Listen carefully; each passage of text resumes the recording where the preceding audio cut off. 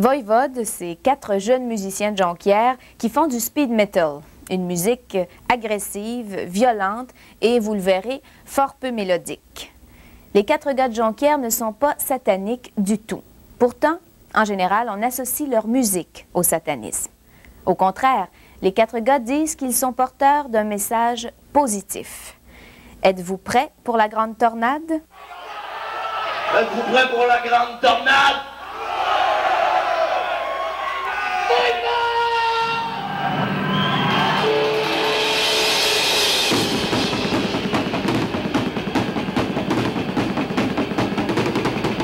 Voivode, une mitraillette de décibels, un bombardement, un char d'assaut, une musique à faire dresser les cheveux sur la tête.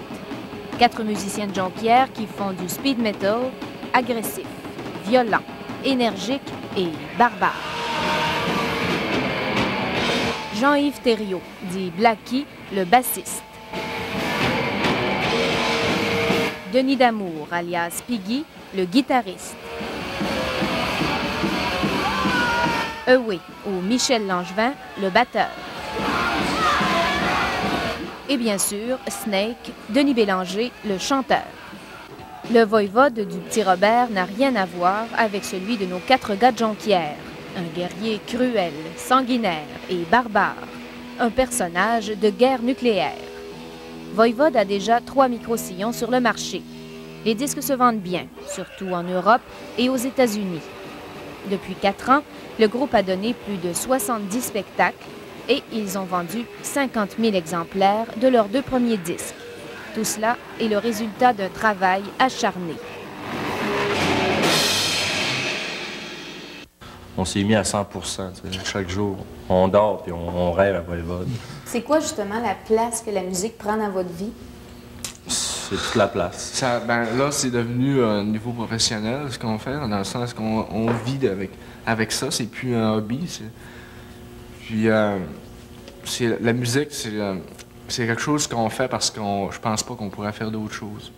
On vit vraiment pour ça, puis on sent vraiment rien que ça. Moi, je me verrais pas aller travailler dans une usine ou quoi que ce soit. J'accepterais, c'est pas dans mes principes. On le fait pas pour l'argent, on le fait parce qu'on aime ça. Parce qu'on vit ce qu'on fait. Toi, Snake, si on enlevait la musique puis la chanson de ta vie, qu'est-ce qui t'arriverait? Je travaillerais dans le bureau. Tournerais chez ma mère. Non, Oh, non. Je travaillerais dans le bureau d'assurance. Je sais pas. Peut-être j'irais sur le pont ici, puis je me tirerais en bas. C'est important ce point-là, la musique? Oui, parce que je trouve que c'est une des meilleures manières pour s'exprimer puis pour dire ce que tu as à dire. T'sais. Je vais vous présenter quelqu'un. Les 4 kids n'ont pas la tête aux affaires. Maurice est leur producteur. C'est lui qui vend Voivode et il avoue que ce n'est pas facile. Si je produisais pas le groupe, puis il n'y a personne qui le produirait parce que ça fait 2 ans que je suis avec Voivode, puis je pense qu'en 2 ans, j'ai réussi à décrocher 2 contrats. Pas parce que j'ai pas essayé, c'est parce que Voivode, c'est tellement élevé, c'est tellement spécial, c'est tellement particulier qu'il n'y a pas un producteur traditionnel qui veut miser là-dessus. On se fie vraiment pas à ce que le monde va penser de ce qu'on va faire, on fait ce qu'on veut.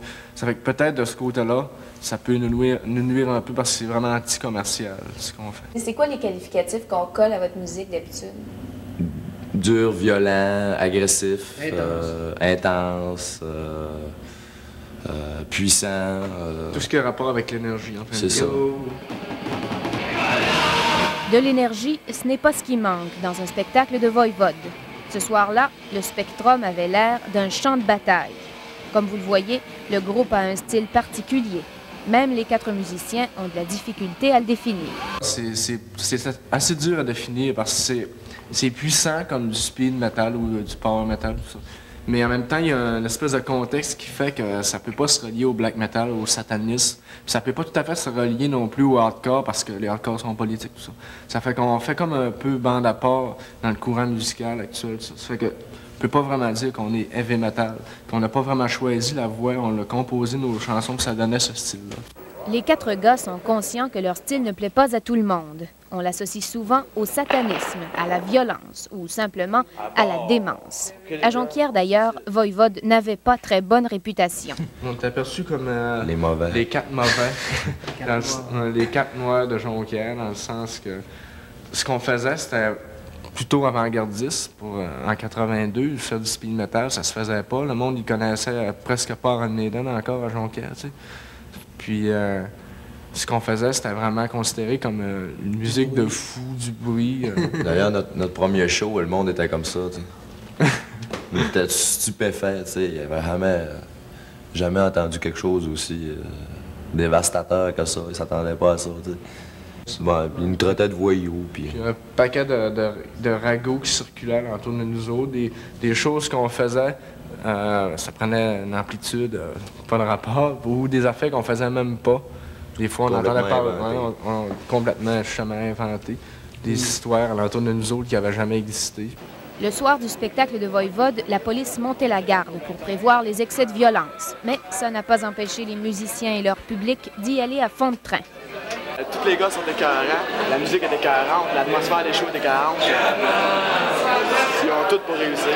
Comment tu te sens dans un spectacle comme ça? Révolté complètement. Révolté? Avec la rage. Je me sens avec la rage, c'est pas drôle. La rage contre quoi? La rage contre personne, la rage juste parce que, je sais pas, moi, il y en a que... C'est comme un orgasme, quand tu te mets, tu sais pas pourquoi que tu tripes. Ça, c'est quand la musique, je sais pas pourquoi que je tripe, mais c'est mon style, puis je chante hallucinément.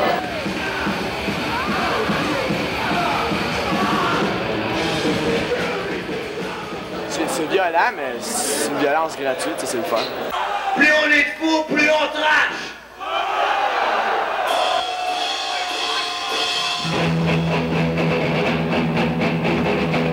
Trasher, smasher ou slammer, c'est danser en se cognant les uns sur les autres. Sur le devant de la scène, il y a 3 gars qui, du début à la fin du spectacle, se battent avec les spectateurs pour les empêcher de grimper sur scène. Bien entendu, ces combats ne sont pas sérieux. Ils font partie du spectacle.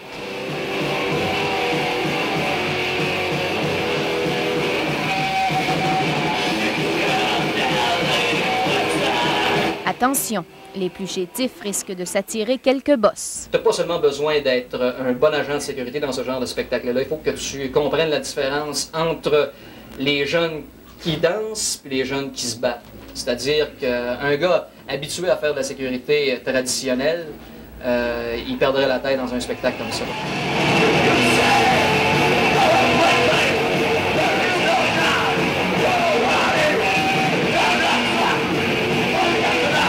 Les fans du speed metal ou du heavy metal sont des adolescents. Chez Rock en Stock, un magasin de disques, le vendeur Stéphane Giroux affirme que ses acheteurs sont parfois si jeunes que leurs parents les accompagnent. Les acheteurs occasionnels qui n'ont pas une scène, ben, des fois, ils réussissent à convaincre leurs parents. Alors, on voit les jeunes, là. Ça, c'est vraiment 11-12 ans, qui viennent avec leurs parents, puis choisissent leurs disques. Les parents, des fois, sont hésitants parce que c'est eux autres qui doivent endurer le volume assez fort. Et puis, ils en achètent une coupe. Il y a beaucoup de parents qui viennent avec des listes, qui en achètent pour leurs enfants. Disons, ça peut être pour Noël, pour leur fête. C'est fréquent. Les parents moins compréhensifs interdisent à leurs enfants d'écouter ce genre de musique à cause de l'image qu'ils véhiculent. Il faut dire que le heavy metal a parfois un visage bien peu rassurant. Voivode n'a rien de satanique, mais c'est tout de même la démesure et l'agressivité de leur spectacle qui semble plaire aux jeunes. Comment tu te sentais dans la salle ce soir? Défoncé. Comment? Ah, défoncé.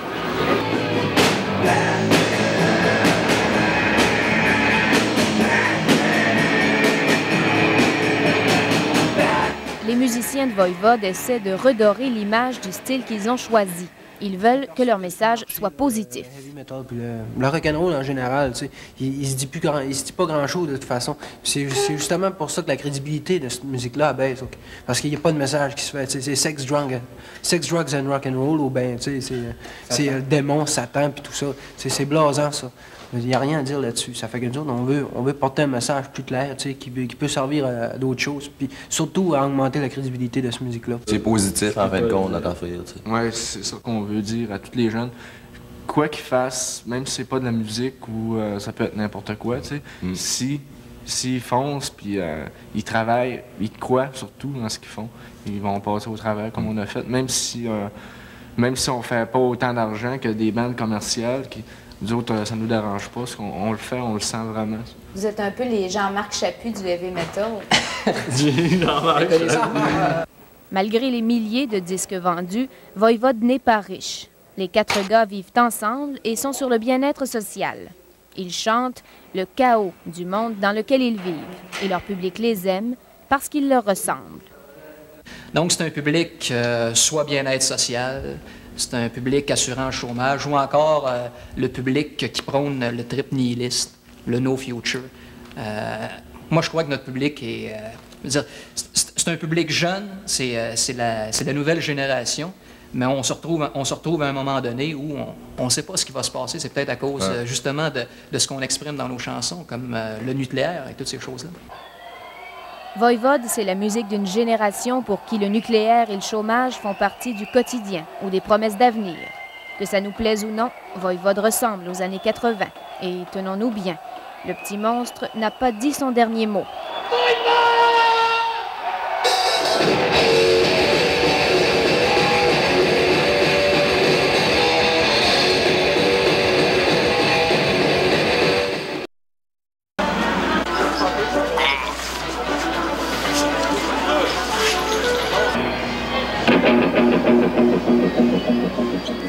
On voulait faire une musique qui soit vraiment underground pour que nos fans, ceux-là qui aiment notre musique, restent vraiment accrochés longtemps parce qu'on commercialise pas ce qu'on fait. On veut vraiment pas mettre ça commercial. Ça, le monde qui nous aime, il nous aime à 100%. T'sais.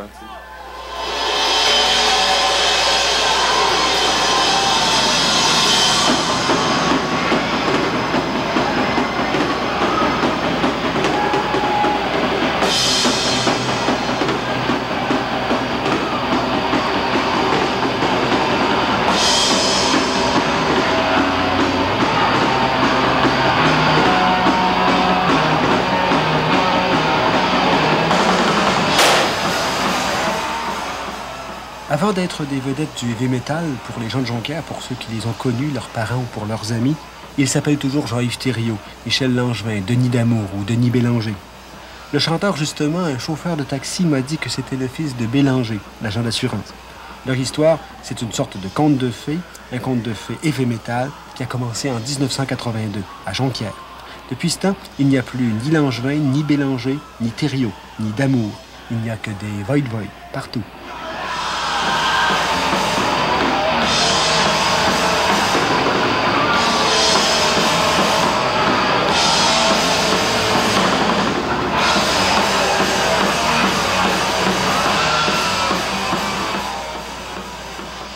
Tout a commencé par Piggy. Ouais, moi puis Yahweh, ben, on se connaissait tous déjà en allant à l'école puis en sortant dans les bars de la ville. Mais moi puis Yahweh, on jouait déjà chacun un instrument. Puis nous autres, ben, on avait déjà l'idée de jouer ensemble avant, mais on savait pas avec qui parce que les deux autres petits gars, ben, Snake puis Blackie, mais eux autres, ils ne savaient pas jouer. Ça fait qu'on l'assit quand même. J'ai montré à Blackie au début comment une couple de chansons. Menteur. Ben oui. C'est ça. Puis après ça, moi je suis arrivé. Ouais, Snake, il a essayé une journée puis ça a marché. Ça fait que nous autres, on l'a gardé avec nous autres. C'est ça. Moi je connaissais Blackie pendant pas que la Polyvalente, j'étais dans ses coups. On avait fait bien des conneries ensemble. Puis Snake, je le connaissais un peu. Puis à un moment donné, Jonquière, c'est petit, le monde est petit, ça fait qu'à un moment donné, on s'est tout rejoint. Puis par un miracle, ça a fité tout de suite. On n'a pas eu besoin de faire de changement de personnel ou quoi que ce soit. Tout est arrivé, on a commencé, puis on n'a jamais lâché, on s'est jamais séparés.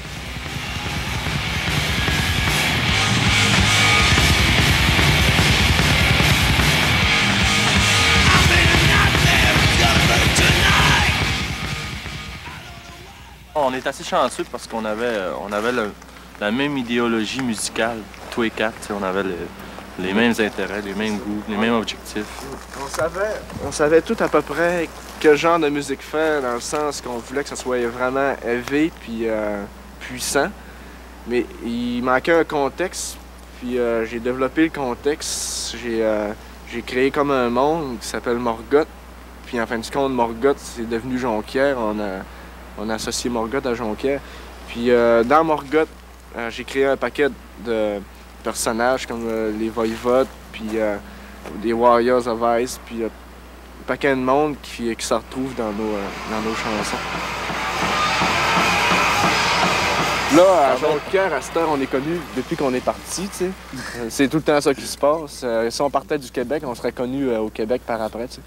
Mais on a tout le temps été établis à l'extérieur avant d'être établis. Au Québec, ils nous connaissaient même pas pour le premier album. Puis il y avait bien du monde qui avait acheté l'album puis pensait qu'on était un groupe allemand.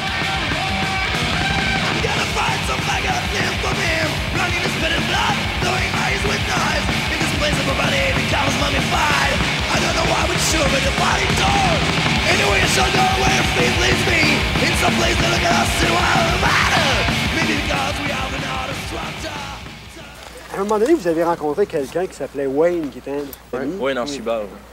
C'est lui qui vous a dit, il y a une compagnie qui prend des... C'est lui qui nous a donné le premier coup de Racontez-moi ça. Ben, c'est parce que lui, il est correspondant, il écrit, il écrit beaucoup à des flots. Il y a plein de flots qui s'écrivent partout dans le monde, aux États-Unis puis en Europe.